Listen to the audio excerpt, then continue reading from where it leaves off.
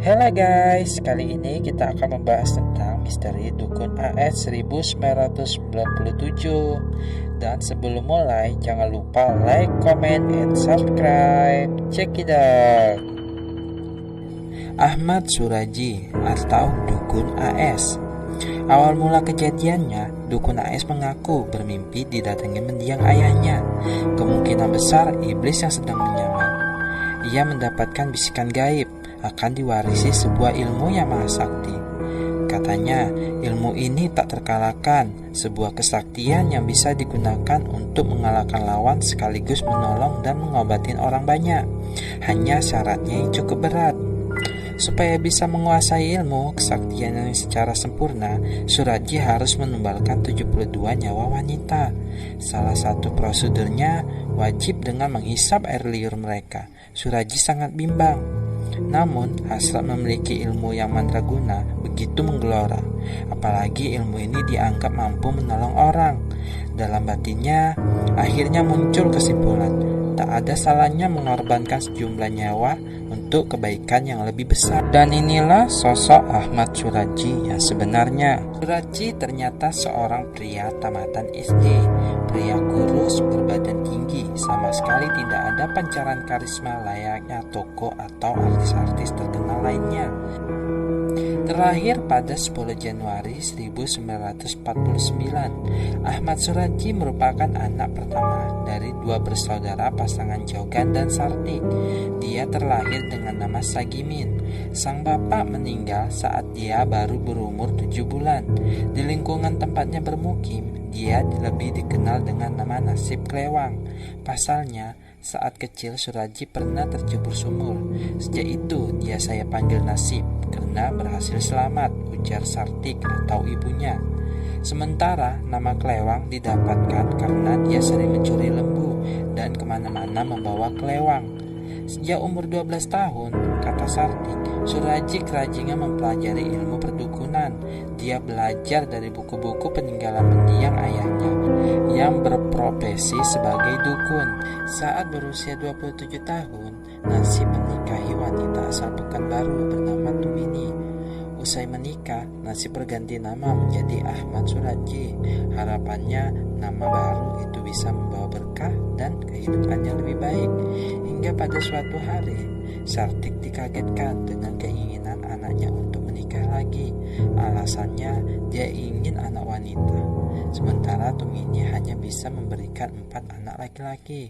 Sartik sebenarnya setuju, namun ia syok saat mengetahui bahwa wanita yang hendak dinikahi anaknya adalah adik iparnya sendiri, alias adik kandung Tumini. Bahkan, Suraji tidak hanya menikahi satu adik Tumini, namun 2 adiknya sekaligus, yakni Tumina dan Yatia. Semua orang tahu bahwa itu perbuatan tidak benar, keluh Sartik. Suraji tidak peduli. Ia bahkan mengajak 3 wanita bersaudara itu tinggal satu atap. Karena ibunya terus-menerus menentang, Suraji akhirnya mengusir ibu kandungnya dari rumahnya. Setelah Suraji mengusir ibu kandungnya dari rumah, Suraji pun menekuni dunia perdukunannya. Entah akhirnya benar-benar sakti atau tidak, oleh masyarakat Suraji dianggap sebagai orang pintar atau dukun. Panggilan Dato akhirnya disematkan kepadanya. Tidak sedikit orang yang mendatangi rumahnya Suraji untuk meminta pertolongan, baik berobat karena sakit, pasang susu agar terlihat cantik, memikat suami agar tidak tergoda wanita lain, atau hal-hal tahayul lainnya. Tahun-tahun pun berlalu, Dukun AS pun kedatangan tamu bernama Yanti, sebut saja begitu. Yanti mengetahui Dukun AS melalui temannya Yanti yang terlihat cantik dan segar.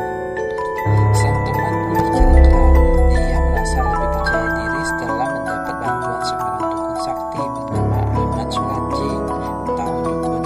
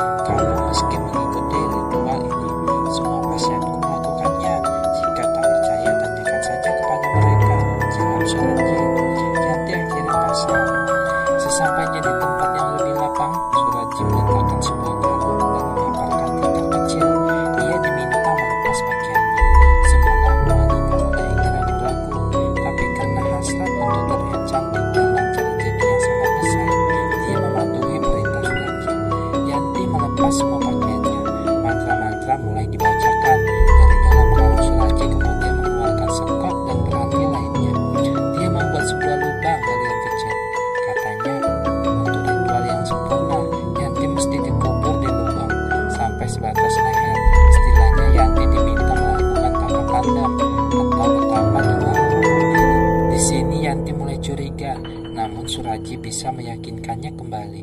Hingga pada suatu momen, tiba-tiba Surajih membekam kencam Yanti. Secara refleks, Yanti melawan karena mengira akan diperkosa. Surajih berhasil mendidorong sehingga jatuh terjungkul ke dalam lubang galiannya. Begitu tubuhnya bebas, Yanti memakai pakaian sekedarnya dan melarikan diri. Malam itu Yanti pulang dengan tubuh perih karena gesekan batang-batang tebu dan pakaian sekedarnya. Meski begitu, Yanti tidak menceritakan kasus ini kepada siapapun karena menganggap aibnya. Dan setelah kejadian itu, seorang pemuda menemukan sosok mayat wanita tanpa busana di ladang tebu, tepatnya pada tanggal 27 April 1997, Dusun Amandemai, Deli Serdang, Sumatera Utara. Pemuda tersebut pun memberitahukan kepada warga-warga lainnya. Polisi pun datang dan langsung menyelidiki kasus tersebut. Ketika polisi menyelidiki, ternyata bukan hanya satu mayat saja yang dijumpai, tetapi ada 42 mayat wanita yang usianya 13 sampai 27 tahun. Dan polisi pun berhasil mengungkap pelakunya. Yap, siapa lagi kalau bukan Ahmad Surajih atau Dukun AS. Dan Surajih pun mendapat hukuman mati, sementara istrinya Tumini terkena hukuman seumur hidup karena turut serta dalam kasus pembunuhan berantai tersebut. Menjelang pelaksanaan hukuman, Surajih mengajukan permohonan terakhir kepada pengadilan. Dia meminta diberi kesempatan satu kali untuk bertemu dan bermesraan dengan istri tertuanya, yaitu Tumini. Permintaan ini dikabulkan. Pada 10 Juli 2008, eksekusi hukuman mati dilakukan. Sekitar pukul 10, Surajih dihadapkan di depan 12 orang anggota regu tembak. Nah, itulah cerita tentang misteri Dukun AS 1997 yang sempat viral pada masanya loh guys. Bagaimana menurut kalian? Makanya komen di bawah ya untuk memberi pendapat kalian sendiri. Dan sekalian di like dan subscribe. Terima kasih sudah menonton videonya.